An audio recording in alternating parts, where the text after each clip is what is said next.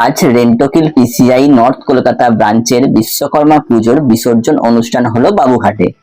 সকাল থেকেই অফিসে পুজোর আবহে সবাই ভরে উঠেছিল আনন্দে। মূল দায়িত্বে ছিলেন পুরোহিত শঙ্কর চক্রবর্তী, যিনি অত্যন্ত নিষ্ঠা ও ভক্তি ভরে সমস্ত দধিকর্মা সম্পন্ন করলেন। তার মন্ত্রোচ্চারণের সঙ্গে দুধ, দই, ঘি, মধু ও বিভিন্ন উপাচারের স্পর্শে পুজোর পরিবেশ হয়ে উঠল আরো গম্ভীর ও পবিত্র। দধিকর্মা শেষ হতেই সবাই একসাথে প্রতিমা নিয়ে যাত্রা করলো বাবুঘাটে।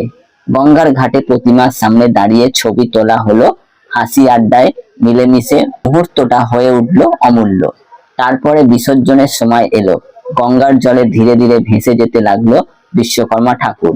ফুলমালা আর প্রদীপের আলো ভেসে উঠল ঢেউয়ের সঙ্গে, যেন বার্তা দিচ্ছে আগামী বছরে আবার ফিরে আসব।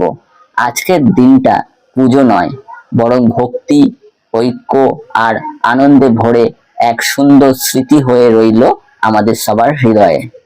ধন্যবাদ বন্ধুরা।